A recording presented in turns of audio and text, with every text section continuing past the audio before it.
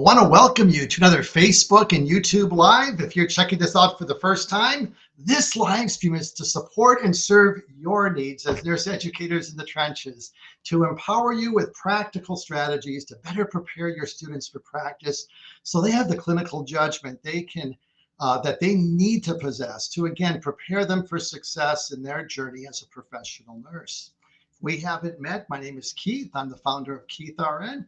And as you look at KeithRN as a force for good in nursing education, I've been on this journey for 12 years, supporting the needs of nurse educators by creating practical and relevant tools to really practice the thinking of practice, which is really essential to develop clinical judgment skills. And my jam is creating innovative unfolding case studies that capture the essence of Tanner's clinical judgment framework in open-ended questions, because multiple choice will never prepare a student for the open-ended thinking of clinical practice. So if you're using resources that are multiple choice, you're preparing your students for a test, but you don't have a choice in practice. So again, that's kind of my unique distinctive, is really passionate to prepare your students for real world practice. And our mission at KeithRN is simple: transforming nursing education one educator at a time. And so I want to thank you all for joining us tonight. We're going to be talking about the primary purpose of nursing education and looking at what is that kind of the essence of what do we need to focus on to set our students up for success in a new school year. It's just around the corner. So if you're here tonight, I'd love to have your, just pop your name in the chat. Let me pull up the chat, and I want to welcome you and introduce you, because we are going to have a dialogue. You know, Maria and myself are going to introduce some questions and we're going to talk, but we also, this is an invitation, and thankfully we can have the chance to just connect and to put these thoughts together. And so the question I want to ask just off the top, I want to, you know, as we look at tonight's topic, what I'm going to put in here is a question. So let me pop that in, and here we go. What is the primary purpose of nursing education? So what I want to kind of just provoke some open-ended dialogue. First, introduce yourself. Let me know who's out there, where you're coming from. But then I want you to just pause for just a moment, because and I don't want you to think too quickly, but I want you to kind of honestly reflect. And I'm not going to guide or prompt you. I'm just going to ask the question: what is the primary purpose of nursing education? And then we'll kind of step back and have a discussion on that. And then we'll look, okay, how are we doing in our program? Are we doing that? And let's come to a consensus of what that is, so we have a very clear bullseye as we begin the new school year, to really ensure that everything we do as nurse educators is going to hit that bullseye of our primary purpose in nursing education. What I would also like to share with you all is basically I've been blogging with KeithRN on the website for about 10 years now. And I just released a blog just last week. And so if Maria, if you can put that in the chat, the blog that I just recently produced is called Your True Value: What Every Nurse Educator Must Never Forget. And really what I want to just highlight that blog, just the 3 bullet points that I really want to just hopefully will just encourage you in your journey. As I thought about it, like, you know, our true value is not in our salary. You know, most of us as educators are not getting compensated. I think, you know, even though we don't want to make it a pain point, we kind of know what that looks like. And our true value is not determined by how much you make. But these 3 intangibles, I just want to leave you with. Get the blog and look at that in further information. I'm just going to copy and paste what I just, let me go in the chat here and let's pop that in. And there it is. There's my blog. There's the link. You can just go there right now. And I just want to welcome at least the few that have checked in with us. Jane, Heather from Lamar State College in Port Arthur, Texas.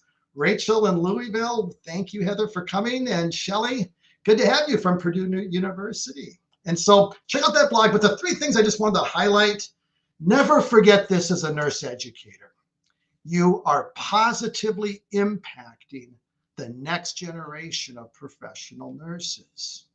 You improve patient outcomes by changing and transforming the way you teach. As we get clarity with our primary purpose in nursing education, you are not only making a difference to your students, but you are impacting the quality of patient care they provide once they leave your program, and that is priceless.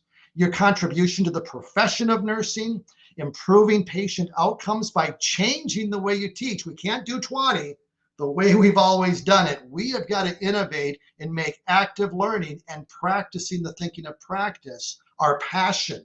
And even though our students resist, many of them, we must hold the line and maintain that emphasis of preparing them for practice and real world clinical realities. Third contribution we make, you are a needed link in the bridge to overcome and connect academia to practice. We have a problem called the academic practice gap that's been going on for over 50 years. It's been documented since 1974, and we're still not connecting the two together. Let's change that in this generation, and let's do that because our patients, our students in the next generation are dependent on us. And so if you missed our last live stream, we do this every month. We come at you every month with just practical strategies and innovation to just help you better prepare your students for practice and what that looks like. If you missed last week's conversation, we talked about the mission and values of KeithRN and really our passion to support nurse educators. You know, everybody's creating really top of the line products for students and all of the bells and whistles. The quality of faculty development resources when I was a nurse educator, and it hasn't changed a lot, is lacking. And I created a membership platform, Think Like a Nurse. You can just simply go to thinklikeanurse.com, but we have hundreds of unfolding case studies, other resources to help you transform the way you teach nursing. And so what I would like to do is, as we look at KeithRN, you know, kind of an evolving mission and a theme of what we do is basically talking about that we are a community. You know, I am blessed to be an admin for a Facebook group called Teachers Transforming Nursing Education. And many I know are part of that group. I just want you to let you know that if you're not a member, there's 18,000 educators in a community that are committed to bringing about needed change. They share their resources. They answer any question. You put a question out there, you will get literally dozens of responses that will encourage you, support you as a nurse educator. If you're not a member, please check that out. And I'm blessed to be the admin for that. And really what, you know, KeithRN is evolving to is really what I would call a purpose-driven and patient-centered community. And what I want to encourage you with is what, you know, let's define our terms briefly. Let's look at purpose-centered. Purpose-centered is having a unifying purpose that unites us as a group of educators. Why are we doing this? Have you ever wondered, ever asked yourself that question after the school year begins? You know what, this is really hard. It's not as much fun as it used to be, but yet recognizing your true value will keep you in tune with that. But one thing that I want to share with the bigger picture of our purpose is simply this, is that it is no coincidence that you are in nursing education right now for such a time as this. You see, when I look back at my journey, I'm no different than any of you. I recognize that I had just a passionate desire to teach and to mentor students and new nurses as a nurse in practice. And, you know, one quote that I want to share with you from John Eldredge, a Christian author who had this in his book, Wild at Heart. He simply said this, and I hope it resonates with you as well. Don't do whatever the world needs, but do this, what makes you come alive. Because what the world needs are men and women who have come fully alive.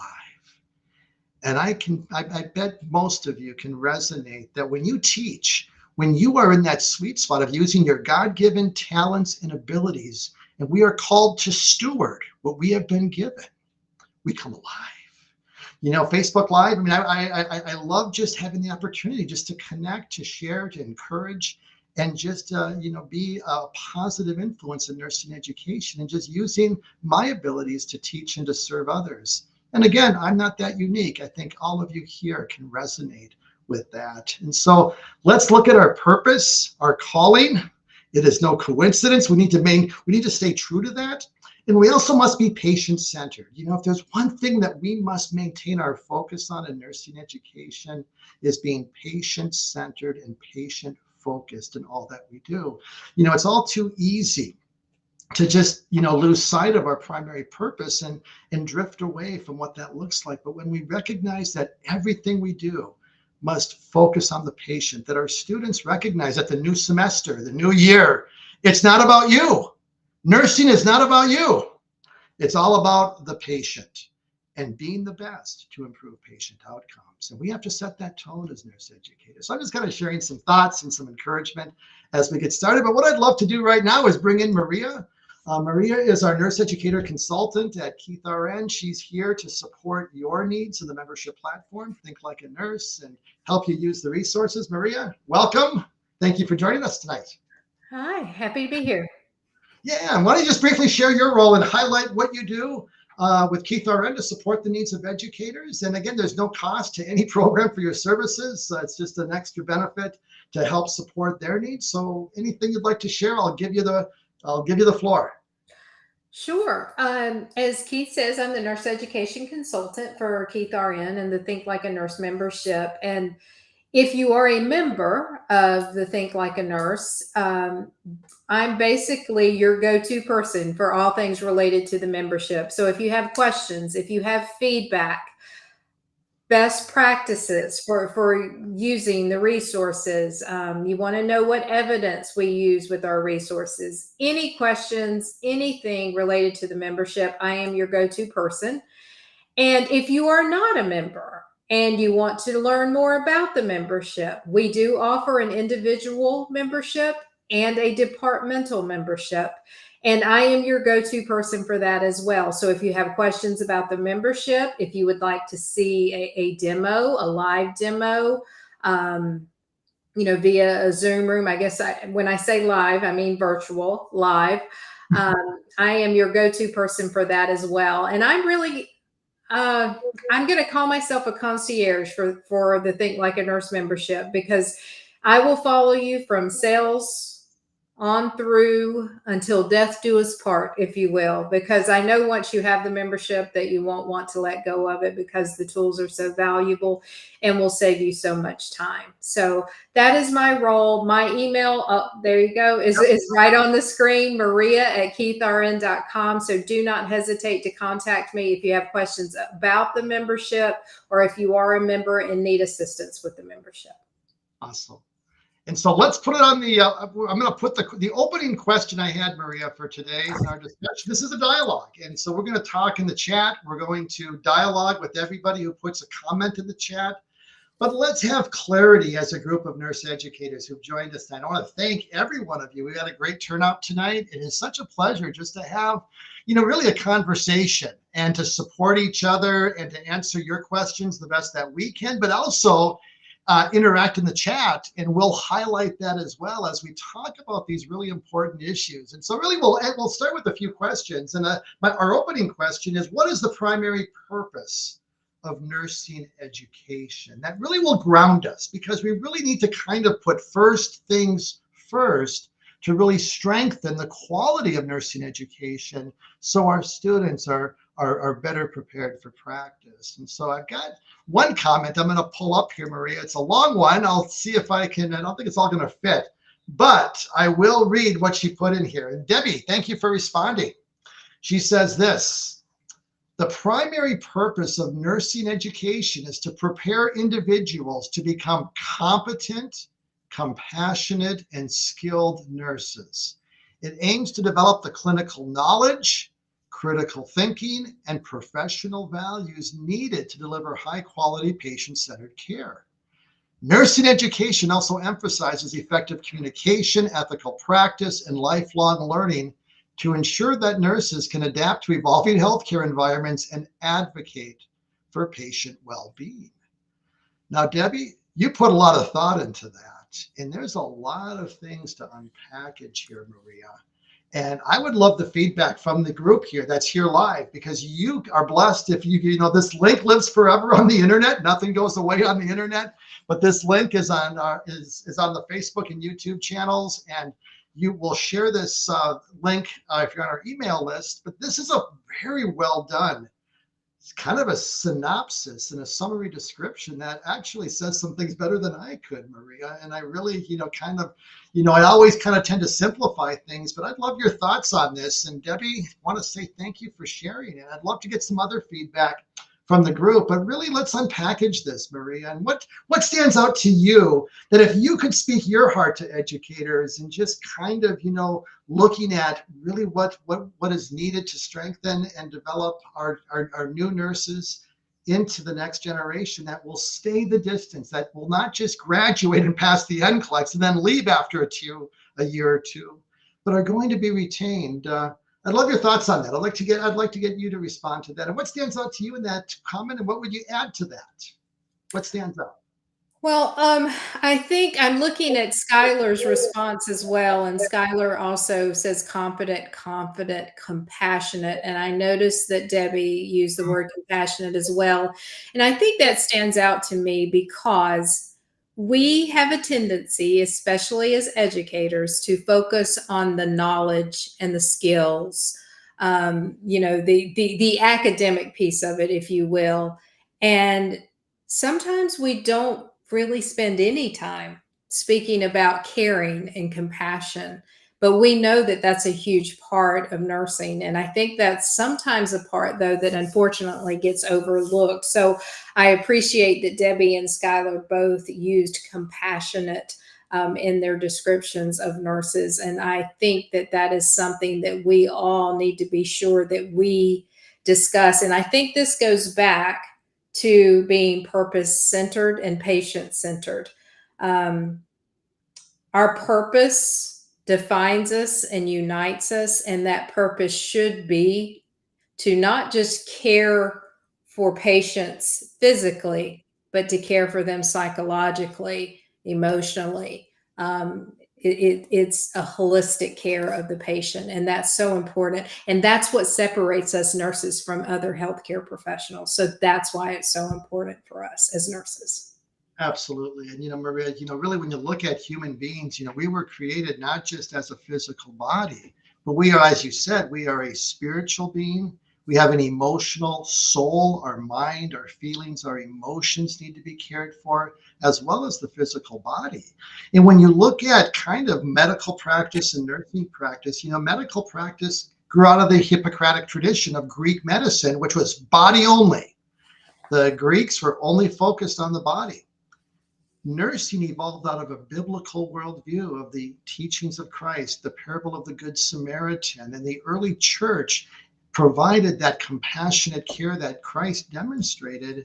And providing holistic care is really our unique contribution to healthcare. That medical model it's not part of their secret sauce, but it's always been a part of our sauce as a nursing profession, because we evolved out of that worldview 2,000 years ago. And it still is relevant today, Maria. And it's kind of like, even though there's values in our culture that are changing, compassion and caring and that holistic care, I hope is something we never lose sight of as nursing professionals. We need to maintain that foundation and that's a really great point of putting that first, or at least on that same, that they're all equal, that you have to care like a nurse to think like a nurse and to evolve that. So that's a great point. I appreciate really the insightfulness of Debbie and Skylar and sharing that. I would just kind of throw out, Maria, I just grabbed a link off the KeithRN website. I have been passionate about helping nurses develop caring behaviors, because there's kind of like, we could ask, I don't want to go down a bunny hole, but we could ask a theoretical question, and then I'm just going to throw the grenade, but we're not going to discuss it. I want you to go to the link. Can caring and compassion be taught? And so does it come from the heart, or can you actually model it? Can you role model and demonstrate it? And I have some thoughts that I have from some caring theorists and my own lens of practice I wanted to share in that. So please go to that link. It's free. It's just on KeithRN.com. And anything else, Maria, that you'd like to share on that topic, even whether as it relates to compassion, caring, or how it can be taught?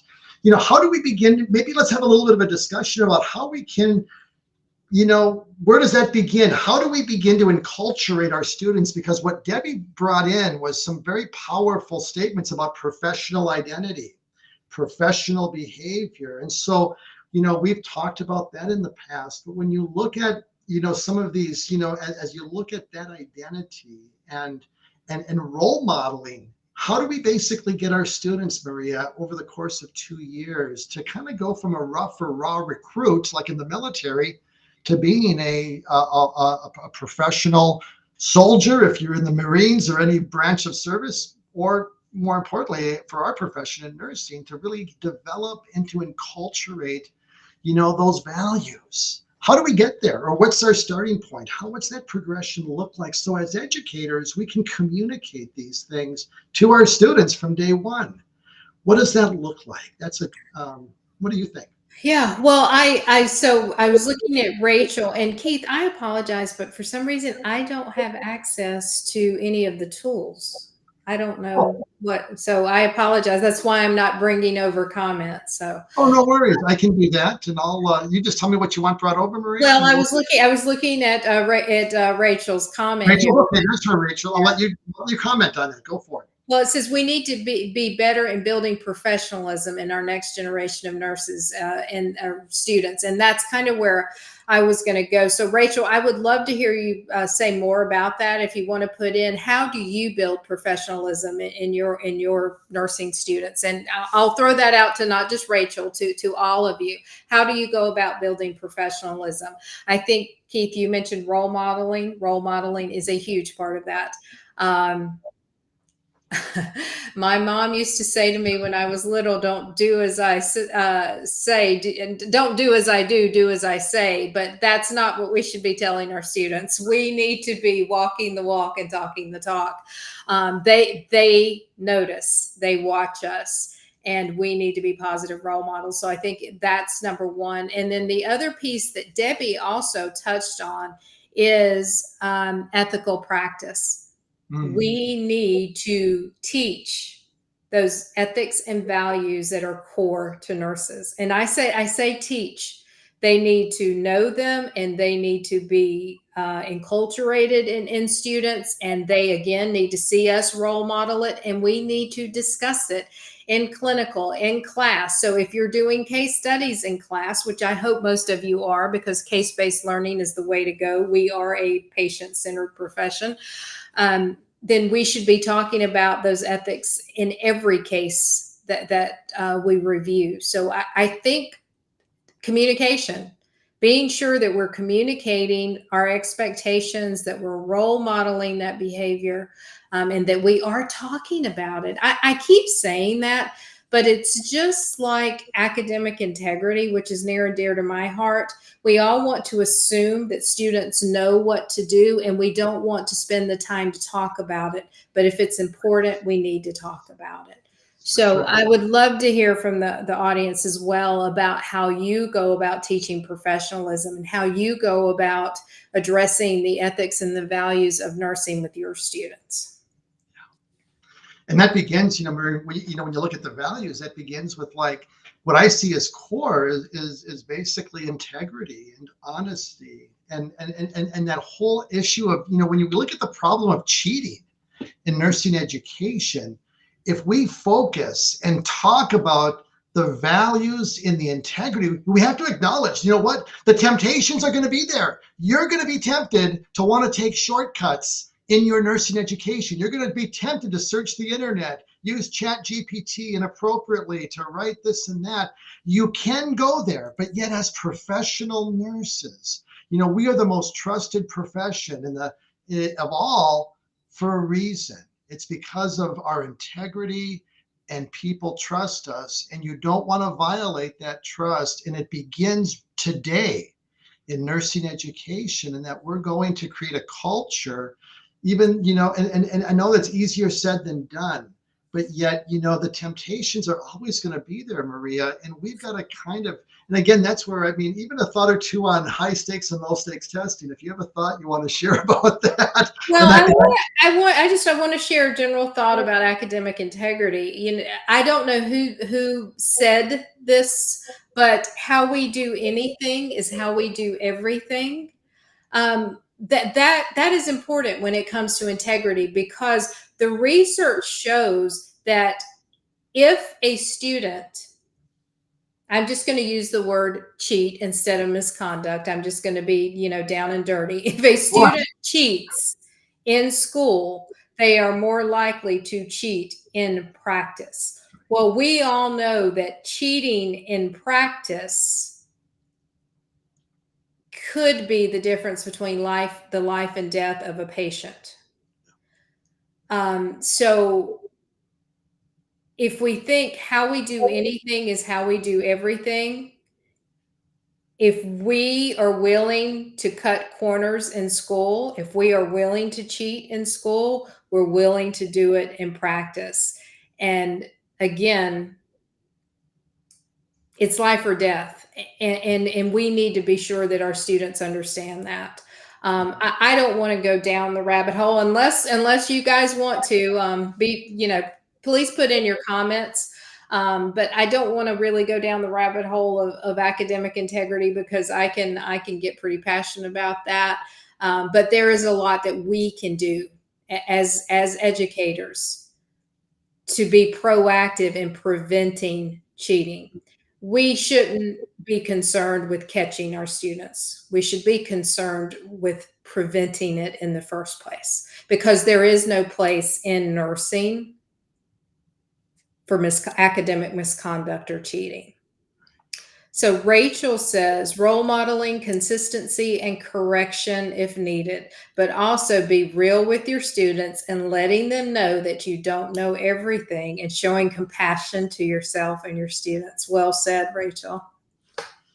And I would like to kind of, Maria, let's make this practical. It's when you look at let's start with how can we show and demonstrate and role model caring to our students as an educator. It's kind of like, what does that look like? It doesn't mean being a soft educator. Doesn't mean being that, I want to be liked and be willing to do whatever a student wants for their satisfaction.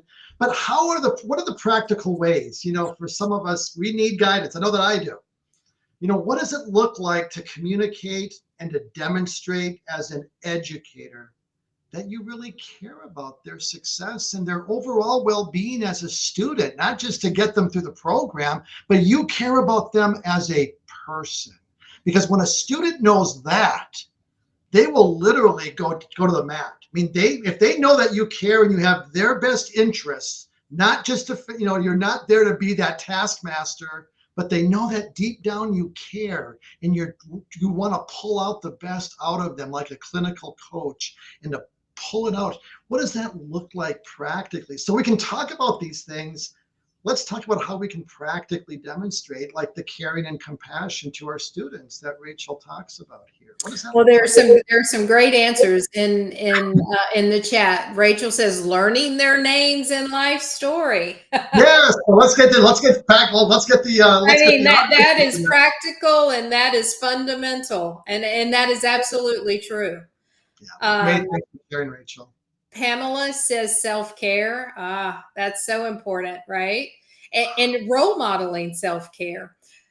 So I will say this. I'll add my 2 cents, and you guys please continue to add your answers into the chat. Yep. Caring for students. I'll give you a very practical example, and I'm kind of tying this back into academic integrity. Your students need to know that you care about them learning.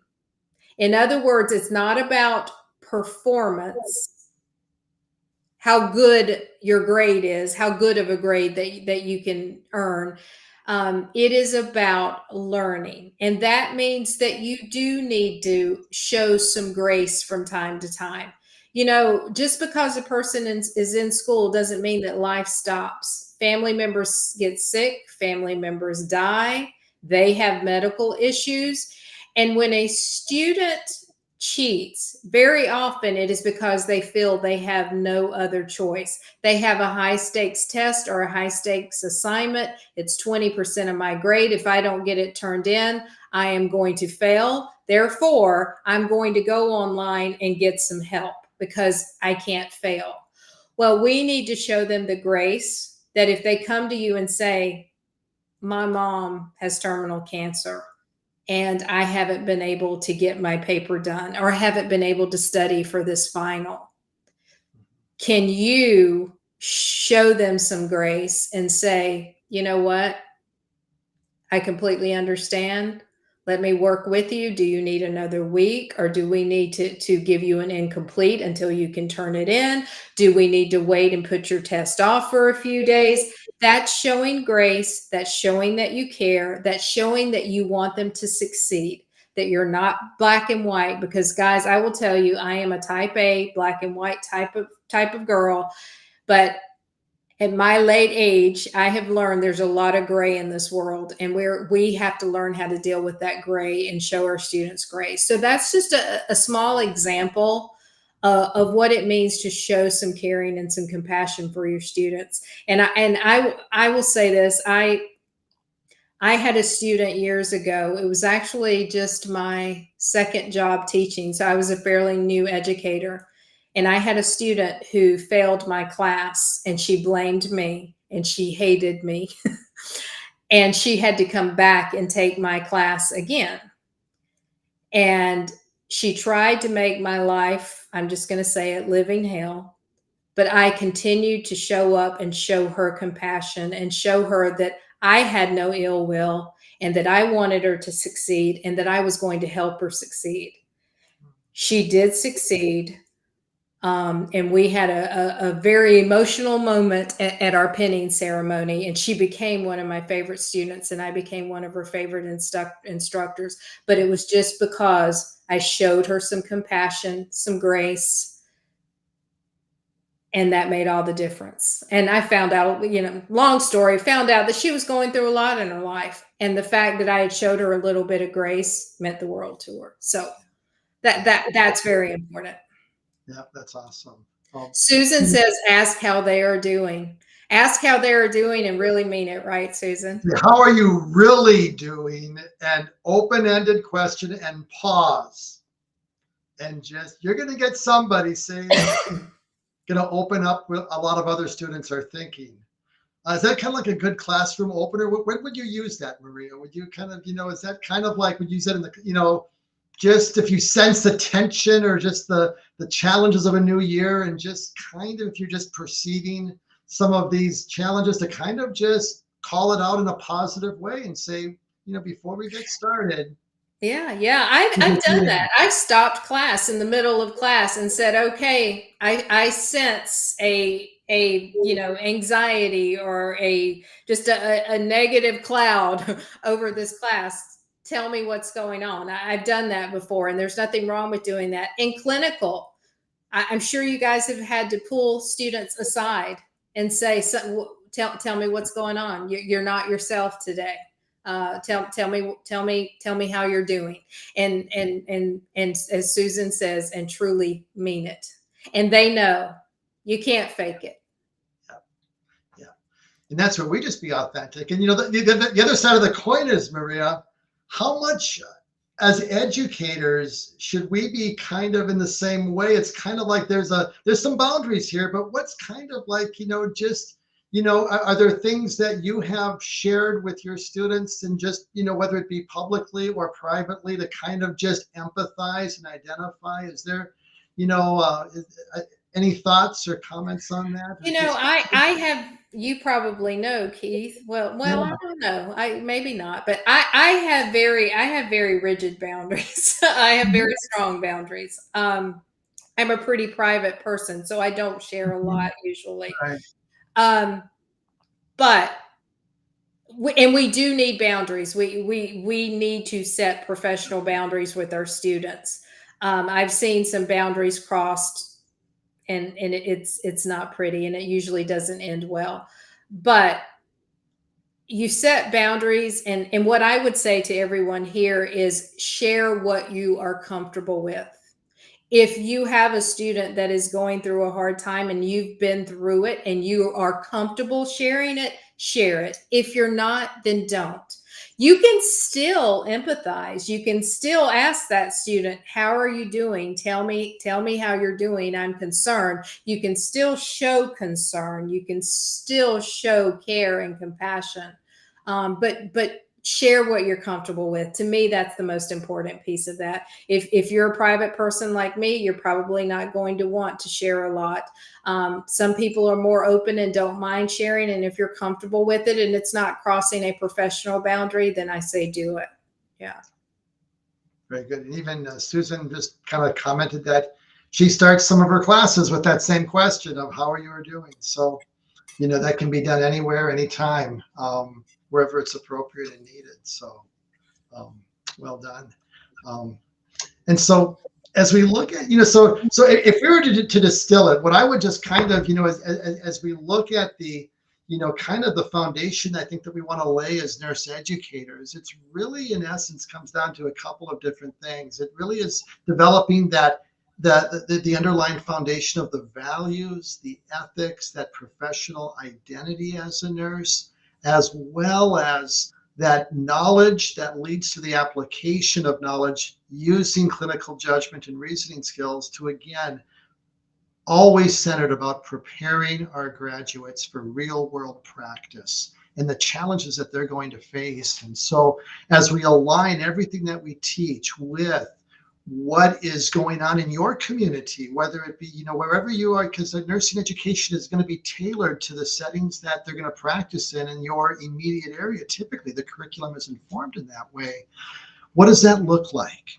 And is your curriculum aligned with that emphasis of preparing for real world practice, and really where the NCLEX and that culture of NCLEX success is taking a close second? But it's very clear that everything in your program is focused on developing those values, the identity, and the judgment to prepare them for practice. And that's really, where we need to step back and reflect on looking at your curriculum, the culture, and does it do that? And I just, kind of a nice lens to look at your program as you look at that, so that we really are putting first things first. That's my concern, Maria, because sometimes I think the NCLEX rises a little too high. It's very important, but it should always be like rock, paper, scissors. We should always be making sure that preparing for practice is really, in essence, that paper that covers the rock of NCLEX success, that they're close, but that must be our priority in all that we do, in making that our focus. We do have a nice comment here. I'll put this on from Rachel. And she says this: we have to let go of our experience in nursing school and stop saying things like, when I was in nursing school, we never got to do this. Fill in the blank. A lot of us role model what we saw from our instructors because that's all we knew. And giving grace may not have been what we got, but we need to break the mold. I find this a struggle with new faculty. That's very insightful, Maria. I'd like you to percolate on that. And what are your thoughts on that? And what would you like to add to that?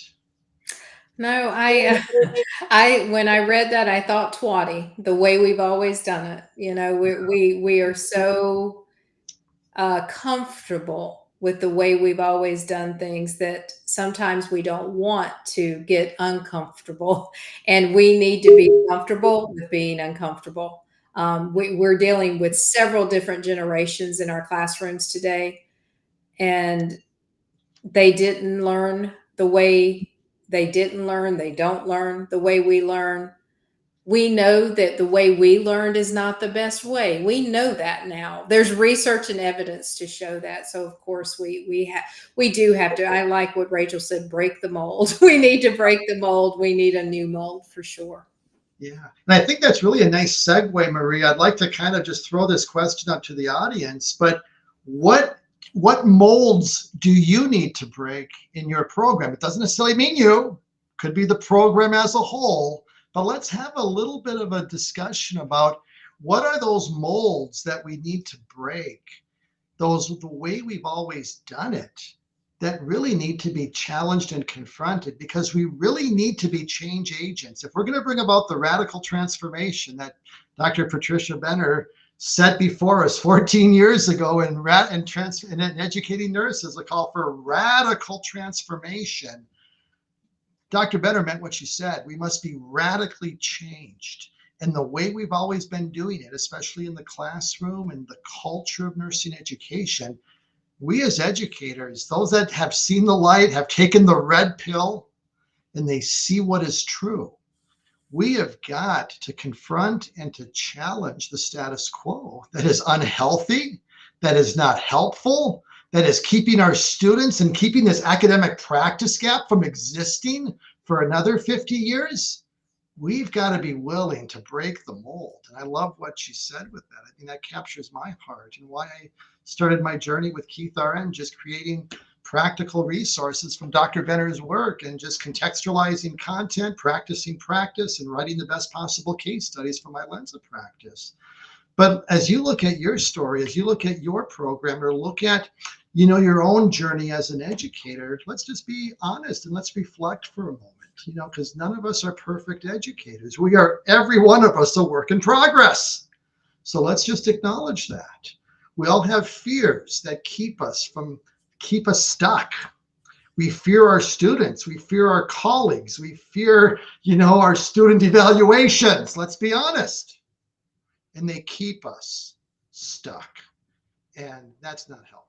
We got to challenge, we got to confront our fears, challenge the status quo in a healthy and respectful manner.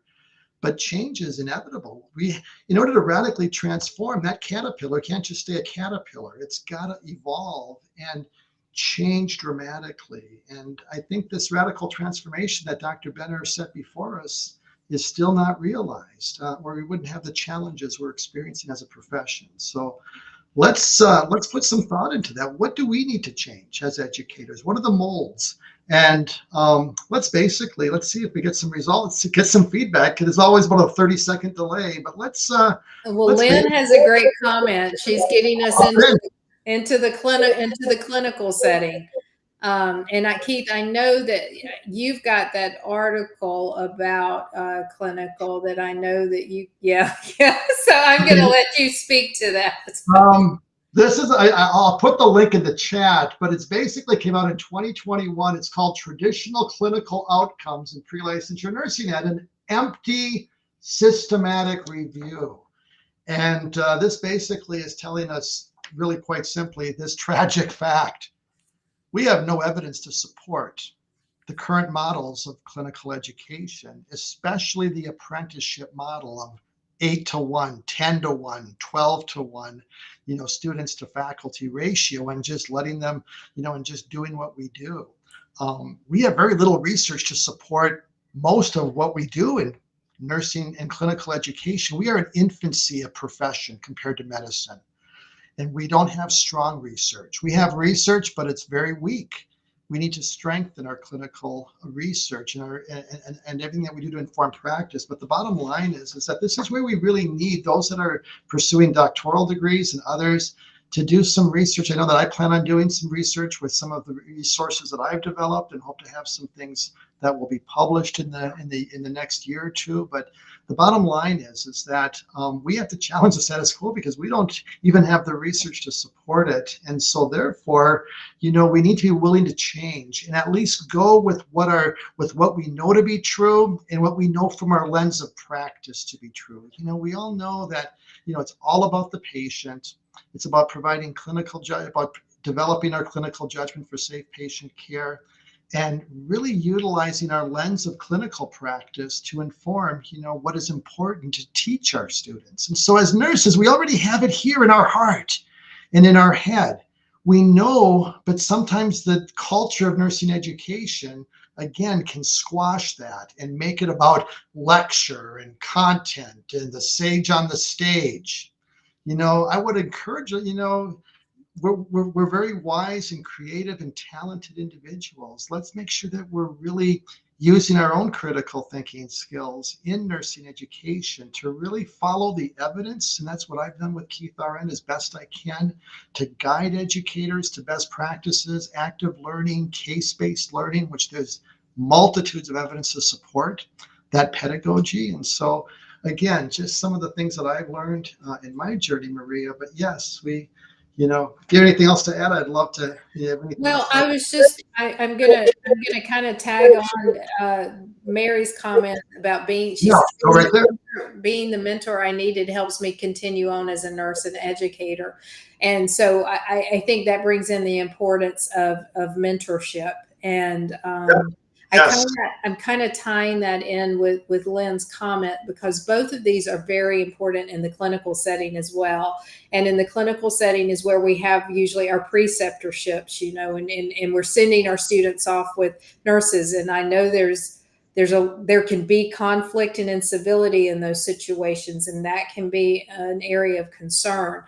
The reason I'm saying all this is because I want to highlight the clinical course, Keith, and just say that we have something coming that highlights all of these issues. So.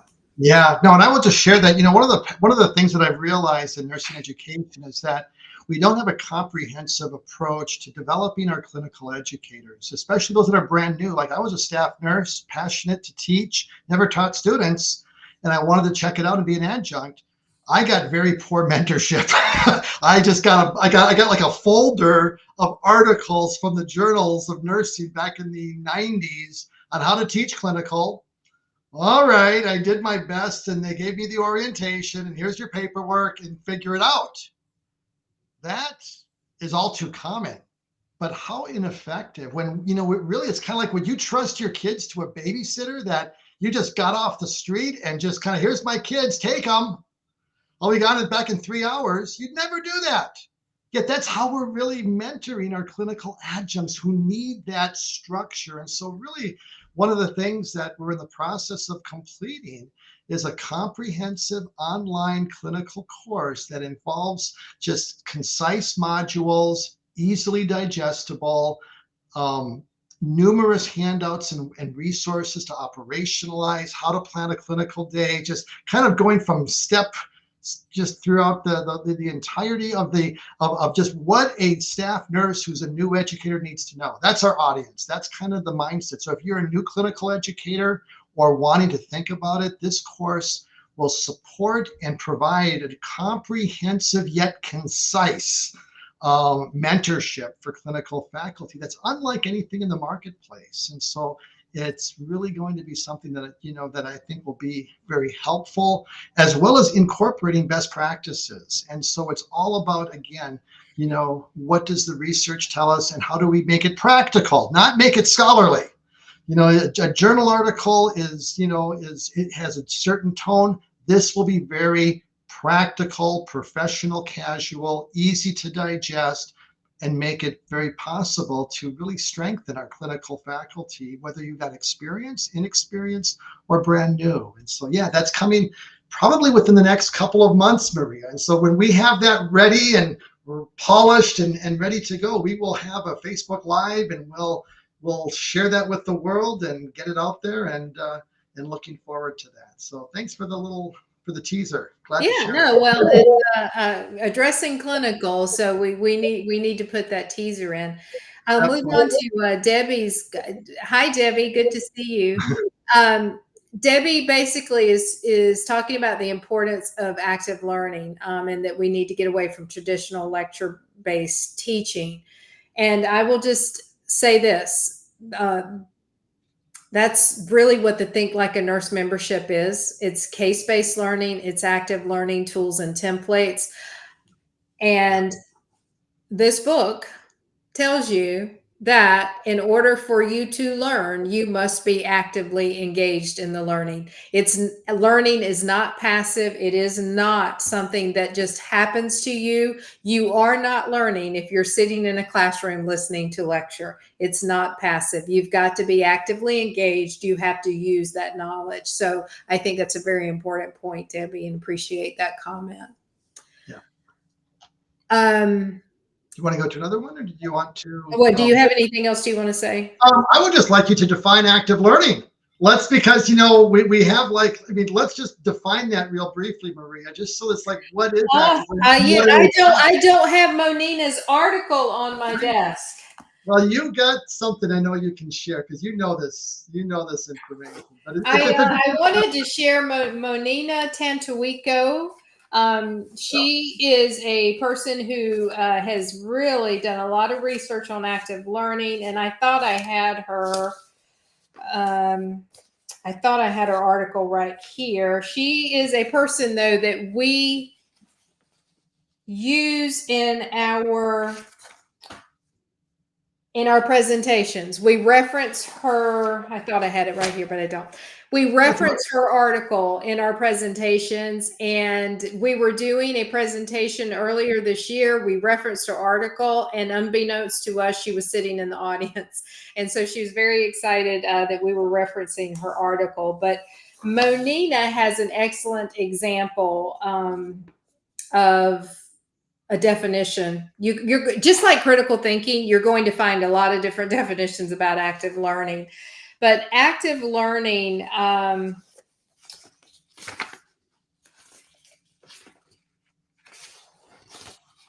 got the definition, Maria. Can I share it with you? Okay. Well, I wanted to get her article, but I don't. Oh, here it is.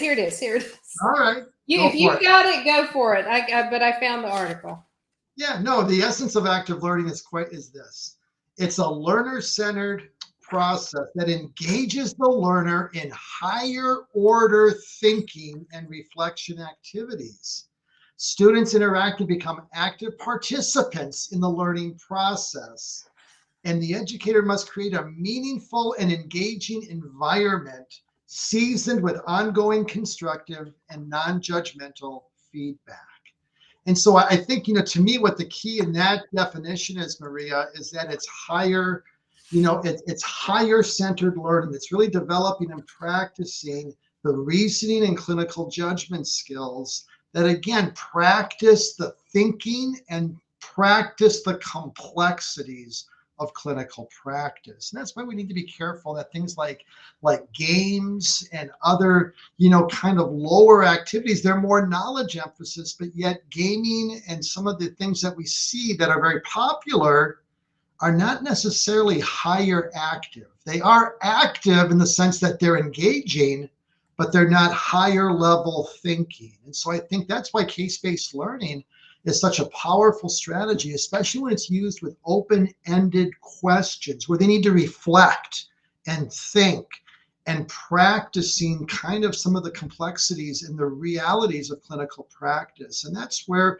we really want to stay focused on and stay foundational with that level of active learning. And really our goal for classroom teaching is we should be bringing in some form of meaningful higher level learning activity every time we teach. Even if it's just for 10 or 15 minutes, we can present the essential content, but then let's be sure that we hook it to clinical practice, that it's not just information we're giving. They can read. The textbook is there for a reason. Let them read it. We need to highlight it, show how a nurse uses that knowledge, and then connect it with a simple case study that asks open-ended questions to, again, provoke the dialogue and the thinking needed to practice. And Becky, the article is Active Learning, a concept analysis with implications for nursing education, and it is in Nursing Education Perspectives. So it's in that journal.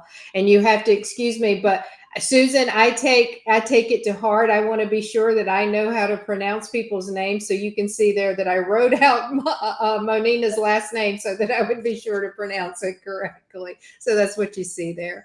But Nursing Education Perspectives. All right.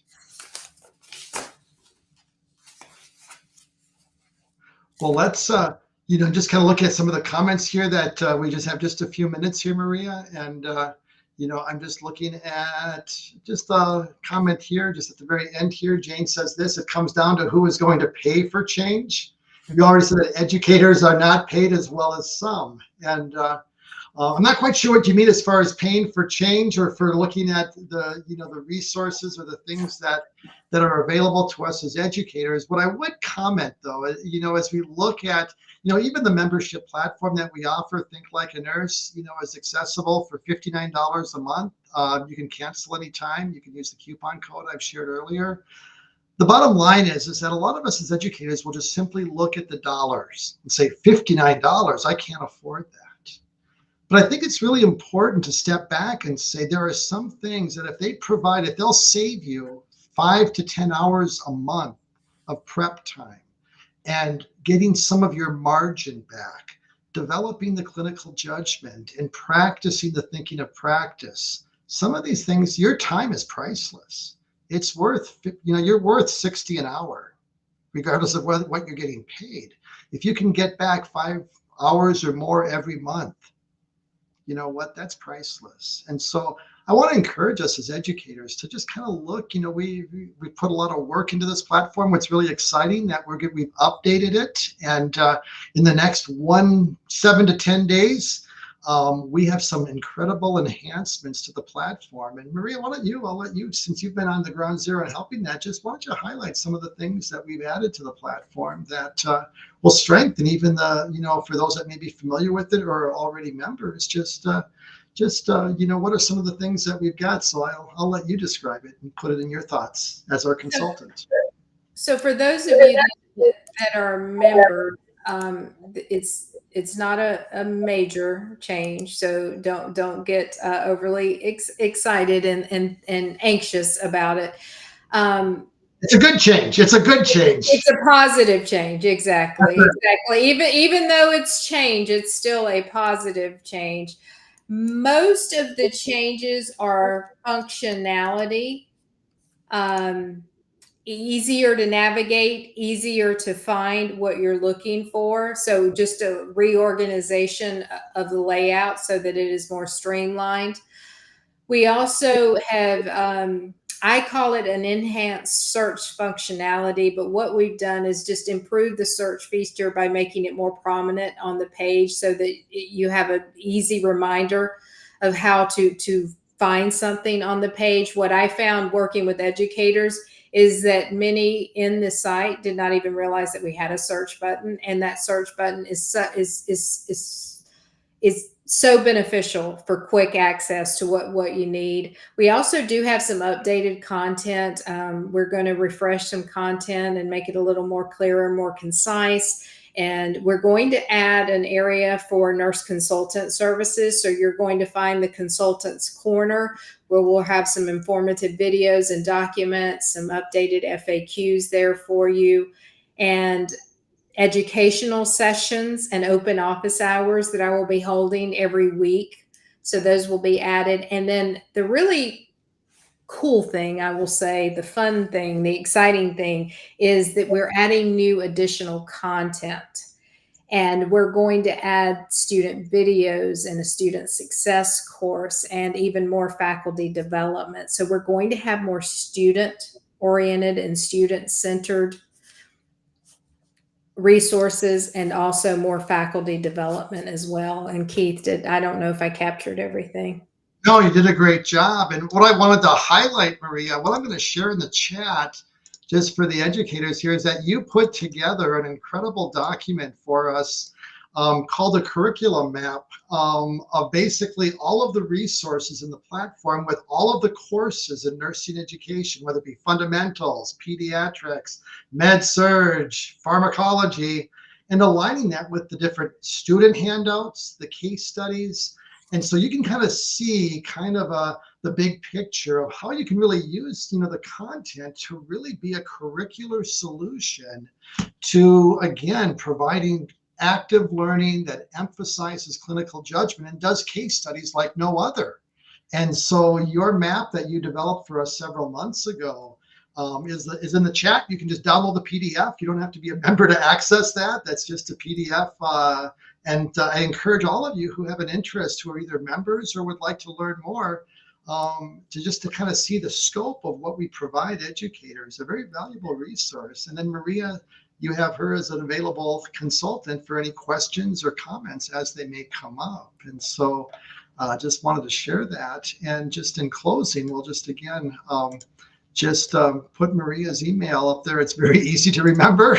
Just her first name at KeithRN.com. And in closing, Maria, let's kind of wrap this up and just kind of like, the science of learning tells us we need to always kind of like have some takeaways. Whenever you lecture, if there's one thing that we can do to strengthen our student learning, little pearl here I'll throw out there that's according to cognitive load theory, summarize every lecture. You may have had 15 or 20 or more slides. At the end of your lecture, like a good 3-point sermon, what are the top 3 takeaways? Can be up to 5, but things that you must never forget after listening or, for this specific lecture or this content presentation. And so Maria, let's kind of summarize what you took away from, what are the top 3 takeaways that we can encourage educators with looking at the dialogue and what we talked about tonight? Well, I'm going to give one, and I encourage those of you on the call to put in your takeaways, because I'd love to see I would love to see what your takeaways are. My one big takeaway goes back to what we were talking about just moments ago about breaking the mold. I like the way she put that. We have to get out of our own way. We have to get away from twaddle. We have to break the mold. And we've got to put research and evidence into practice in the classroom, in the clinical, in simulation, in every place that we teach. And that means putting the patient first, so patient-centered. Yep. And that means case-based learning and active learning, putting the evidence into practice and breaking that mold. And we can't be afraid to do that. We are required to follow the evidence and standards in practice. We should be required to do that in every aspect of nursing education.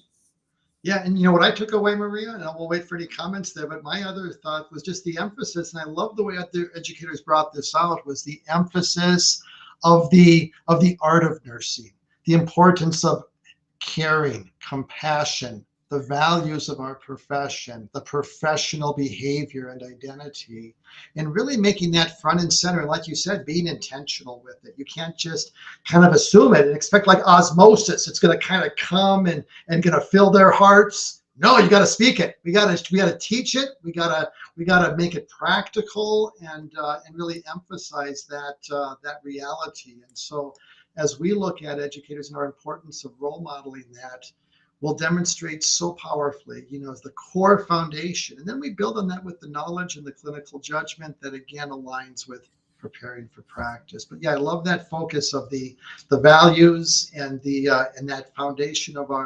the caring and the compassion. I love that. And we must never lose sight of that. That will never go out of style. If we lose caring and compassion and just become like Nurse Ratched from One Flew Over the Cuckoo's Nest, we've lost it.